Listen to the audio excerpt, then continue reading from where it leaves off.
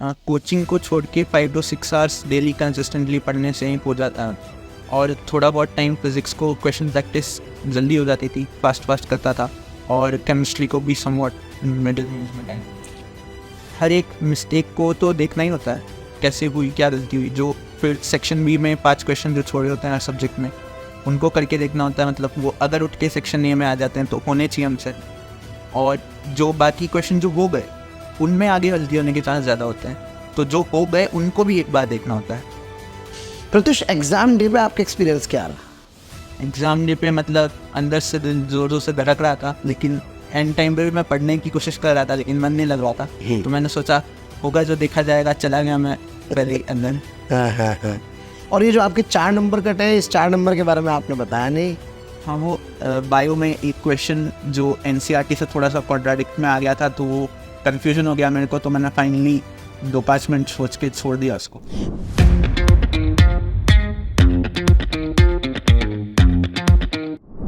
Hello students, मैं Amit Verma, AV sir, joint director Motion Education, head NEET division. एक बहुत बढ़िया सितारे से आज आपको मिलवाने वाला हूँ। और ये सितारा जो मेरे साथ बैठा है, इनका नाम है प्रत्युष मालव। कैसे है प्रत्युष?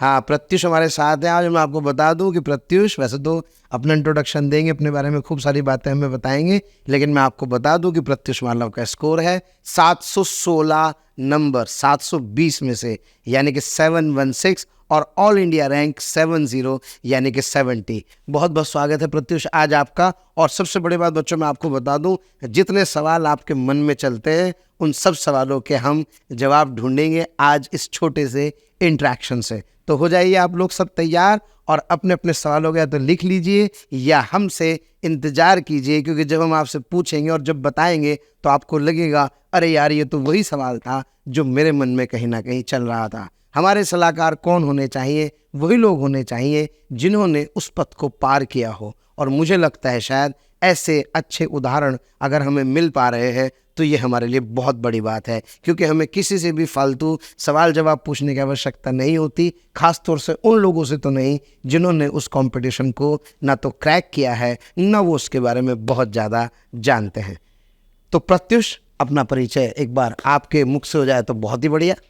हेलो, मेरा नाम प्रत्युष मालव है। मेरे नीट 2024 में 716 मार्क्स आउट ऑफ 720 आए। ऑल इंडिया रैंक मेरी 70 आई है और कैटेगरी रैंक 47 है। पहला सवाल आपसे, आपकी प्रिपरेशन स्ट्रेटजी क्या थी?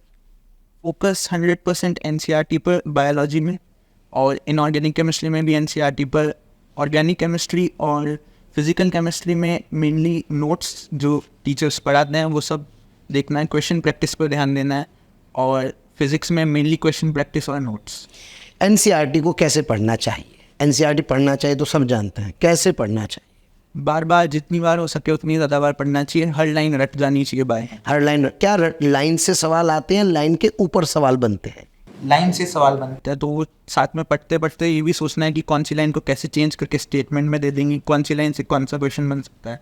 मतलब ऐसा नहीं होता कि पूरी एनसीईआरटी पढ़ ले और एक लाइन को अंडरलाइन कर ले और उसी पे झुका तो सवाल आ गया। नहीं, ऐसा नहीं होता। बेसिकली हमें उसके साथ क्वेश्चन की फ्रेमिंग आनी चाहिए। अगला सवाल मैं आपसे पूछना चाहता हूँ, आप कितने घंटे रोज पढ़ते थे?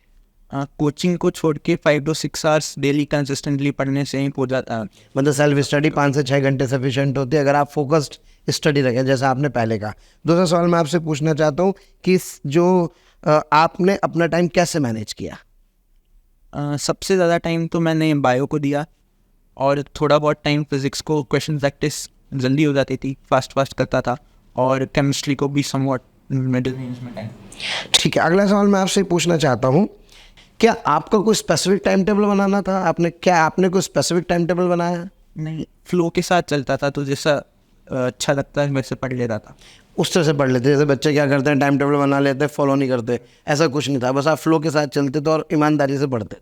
मतलब ऐसी कोई टाइम टेबल जैसी कोई चीज़ ऐसी नहीं होती कि मतलब कि कोई टाइम टेबल जैसी कोई चीज़ मतलब बना लो तो अच्छा, नहीं बना लो तो भी अच्छा, बट अपनी खुद की सिंसियरिटी होनी चाहिए। अगर खुद की सिंसियरिटी होगी तो मुझे लगता है शायद वो इफेक्टिव होगा। अगला सवाल मैं आपसे पूछना चाहता हूँ, आपने कितने मॉक टेस्ट दिए? बहुत सारे, करीब 50-60 मॉक टेस्ट दिए। मॉक टेस्ट का एनालिसिस आप कैसे करते थे? हर एक मिस्टेक को तो देखना ही होता है, कैसे हुई, क्या गलती हुई। जो फिर सेक्शन बी में 5 क्वेश्चन जो छोड़े होते हैं हर सब्जेक्ट में, उनको करके देखना होता है, मतलब वो अगर उठ के सेक्शन ए में आ जाते हैं तो होने चाहिए हमसे, और जो बाकी क्वेश्चन जो हो गए उनमें आगे गलती होने के चांस ज़्यादा होते हैं, तो जो हो गए उनको भी एक बार देखना होता है। बहुत बढ़िया सवाल का जवाब कि बेसिकली पेपर का एनालिसिस कैसे करना है। पेपर का एनालिसिस बहुत इंपॉर्टेंट होता है। तो जैसा कि प्रत्युष ने बताया कि आप देखिए पेपर का एनालिसिस करने के लिए इन्होंने क्या किया, जो क्वेश्चन इन्होंने सेक्शन बी में छोड़े उन सेक्शन बी वाले सवालों को बाद में आके ज़रूर किया, ताकि कम से कम वो क्वेश्चंस भी मिले और ये भी पता लगे कि वो हमने छोड़े तो क्यों छोड़े तो उस समय क्यों छोड़े। हाँ। बहुत सुंदर, बहुत अच्छी बात। आपने डिस्ट्रैक्शंस को कैसे हैंडल किया? मतलब माइंड को कंट्रोल करना होता है। वो किस तरह के डिस्ट्रैक्शंस होते थे? मोबाइल डिस्ट्रैक्ट करता था, रिलेशनशिप या कोई फैमिली, कोई इस तरह का कोई ऐसे कोई डिस्ट्रैक्शंस आपको कभी परेशान करते थे? हाँ, मेनली मोबाइल और टीवी होता है डिस्ट्रैक्शन। तो ओके। तो उनको कंट्रोल करना होता है कि थोड़ी लगन होनी चाहिए पढ़ने के लिए। अच्छा, लगन होनी चाहिए। मतलब आजकल जैसे कहते हैं टच पैड फ़ोन ले रहा हूँ, या कोई मेरे पास एंड्रॉयड फ़ोन है या नहीं है, ऐसा कुछ किया आपने कि टच पैड फ़ोन रखा, या आपने जो आपको मोबाइल दिया था उसको लिमिटेड तरीके से यूज़ किया? हाँ, नॉर्मल कीपैड वाला फ़ोन था तो उसमें कुछ चलता भी नहीं था। अच्छा, ये आपने कीपैड फ़ोन यूज़ किया। हाँ। तो फिर टेक्नोलॉजी से आपका राब्ता नहीं हुआ होगा तो कैसे काम चला होगा? मम्मी के फ़ोन से सब समटाइम्स ले लेता था। अच्छा, उसके अलावा दैट्स अ गुड थिंग। मतलब अपना फ़ोन नहीं रखा इन्होंने, क्या क्या अपने मदर के फ़ोन से, मतलब कोई चीज़ गूगल करनी हो, कोई चीज़ देखनी हो, कोई लेक्चर ढूंढना हो, तो फिर आप क्या करते थे, उसमें मम्मी के फ़ोन ले लिया करते थे। लेकिन वैसे आपके पास खुद के लिए टच पैड फ़ोन होता था। अनुशासन कितना महत्वपूर्ण है आप देखिए। और ये बात बिल्कुल सही है कि कोई बात नहीं, आप खुद टच पैड फ़ोन लीजिए, बाकी आप अपने मम्मी पापा के फ़ोन से तो यूज़ कर ही सकते हैं। बहुत अच्छी बात। फिर अगला सवाल मैं आपसे पूछना चाहता हूँ, मोशन का आपकी जर्नी में क्या रोल है? कैसे आपको मोशन के बारे में पता लगा? मोशन के बारे में मेनली मुझे फ्रेंड से पता लगा कि मोशन में एडमिशन लेना चाहिए। ये अच्छा एक बैच है, आई लेवल बैच, बहुत अच्छा बैच निकला। वो जूम पे अच्छी अच्छी क्लासेस लाइव चलती थी, डाउट्स साथ में क्लियर करते थे, टीचर्स मोटिवेट करते थे हमको, अच्छे से पढ़ाते थे, हमारे साथ रहते थे पूरे ईयर, हमको मदद करते थे। यानी कि जो मोशन का एकलव्य बैच है उसमें जूम के थ्रू क्लासेस होती थी, डायरेक्टर्स इन क्लासेस को लेते हैं और उन क्लासेस के अंदर आपके जो भी डाउट्स रह जाते थे apart from your regular curriculum, उनको अच्छे से एंटरटेन किया जाता था। अब हम लोग बात करना चाहते हैं कि फ्यूचर नीट एस्पिरेंट्स के लिए आप क्या मैसेज देना चाहते हैं? मेनली तो एनसीईआरटी पे फोकस करना चाहिए। अब तो फिजिक्स और केमिस्ट्री में भी अगर तुम सिर्फ एनसीईआरटी के क्वेश्चंस को कर लो मेनली अच्छे से, तुमको हर एक क्वेश्चन आता है और फिर तुम डायरेक्टली मॉक टेस्ट पर चले जाओ तो भी इजी सिलेक्शन तुम्हें मिल जाएगा। मेनली एनसीईआरटी सब कुछ है। एनसीईआरटी सब कुछ है। अच्छा, मेरा अगला सवाल है, आपके फ्यूचर प्लान्स क्या है? फ्यूचर प्लान्स तो ऐसे नहीं है कुछ खास। एमबीबीएस करने के बाद जो अच्छा लग जाता है 5 ईयर में, जिसके साथ इंटरेक्शन अच्छा हो जाता है, वो वाली ब्रांच ले लूँगा। अभी कौन से कॉलेज के बारे में आपने ट्राई किया है? एमएमसी और बीएमएमसी है। तो बहुत सुंदर, बहुत बढ़िया। प्रत्युष, एग्जाम डे पे आपका एक्सपीरियंस क्या रहा?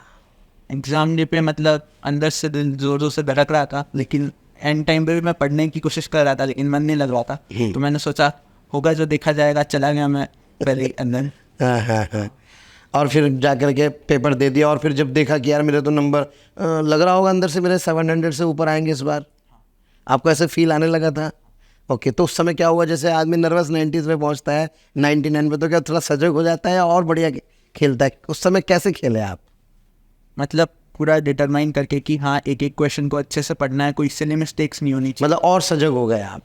और ये जो आपके 4 नंबर कटे हैं, इस 4 नंबर के बारे में आपने बताया नहीं।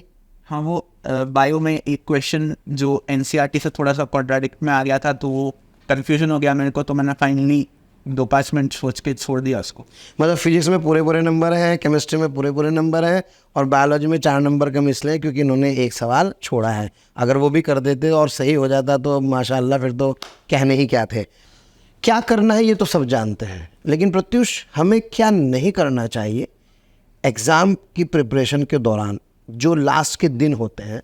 क्योंकि कुछ बच्चे क्या करते हैं, लास्ट टाइम पे सेल्फ डाउट की वजह से कुछ गड़बड़ कर देते हैं। तो मैं जानना चाहता हूँ कि उस समय हमें क्या अपनी मनस्थिति होनी चाहिए और किस तरह से हमें उस समय आगे बढ़ना चाहिए? मतलब आखिरी दिनों में पेपर के बारे में इतना सोचना नहीं चाहिए कि क्या होगा, कैसा जाएगा। हमको तो बस मॉक टेस्ट देते रहना चाहिए, पढ़ते रहना चाहिए। जिस टॉपिक में क्वेश्चंस गलत हो रहे हैं तो वैसे अच्छा चलता रहेगा और पढ़ाई में बिजी रहोगे तो ध्यान इधर उधर नहीं जाएगा कि कैसा पेपर होगा, डर नहीं लगेगा। तो ऐसे अवॉइड कर सकते हैं हम सब चीज़ों को। बच्चे जानना चाहते हैं कि आपकी स्ट्रेस रिलीफ टेक्निक्स क्या है? स्ट्रेस रिलीफ तो मेनली स्ट्रेस अगर होता था तो वो एक दिन टिकता था, बाकी फिर पढ़ाई में बिजी होते ही वो स्ट्रेस गायब हो जाता था अपने आप। क्या आपने प्रीवियस ईयर क्वेश्चन पेपर की प्रैक्टिस की? प्रीवियस ईयर क्वेश्चन पेपर्स कैसे हमारी हेल्प करते हैं? बहुत हेल्प करते हैं, वो एग्ज़ाम का पैटर्न समझने में हेल्प करते हैं कि कितना इजी कितना हार्ड आता है। कुछ क्वेश्चंस जो रिपीट भी होता है बहुत बार, रिपीटेटिव क्वेश्चंस, तो उनका पता लगता है कि ये आने के ज़्यादा चांस है, तो बहुत हेल्प होती है। तो इसका मतलब हमें अपने प्रीवियस ईयर क्वेश्चन पेपर्स भी करने चाहिए। तो ये थे प्रत्युष मालव के साथ कुछ सवाल जवाब। आशा करता हूँ आप सबको बहुत आनंद आया होगा, मुझे तो बहुत इंटरेस्ट आया प्रत्युष के साथ इस इंट्रैक्शन के अंदर। तो प्यारे बच्चों, ध्यान से सुनिए इन सवालों को, इनके इन जवाबों को, इनको लिखिए और लिख करके किसी नतीजे पर पहुँचिए और उन्हें अपने जीवन में अपनी आदतें बनाइए।